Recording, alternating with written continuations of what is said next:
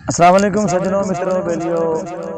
अज कुछ दोस्तों की फरमाइश से हजरत सुल्तान बहु रहमतुल्लाह अलैह दा कलाम पेश करते हैं। इस कलाम विच बाबा जी सुल्तान बहु रहमतुल्लाह अलैह कुछ नसीहत कर रहे हैं पंजाबी अंदर।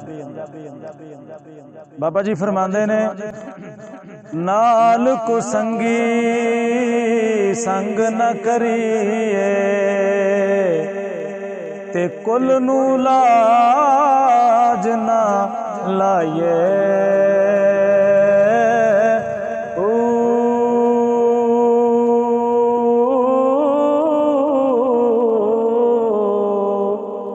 तुम्हें तरबूज मूल न हुंदे, तुम्हें तरबूज मूल न हुंदे, तोड़ मक्के ले जाइए।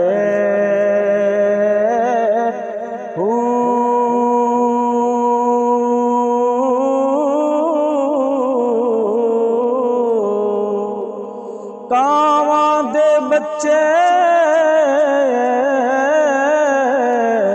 ओ हंस न थींदे, ते मोती चोग चुगाइए।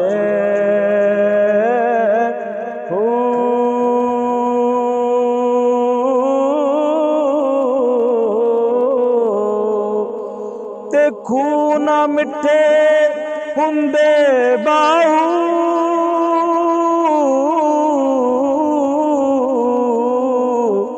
खून मिठे हुंदे बाहू, सैमना खंड पाइए।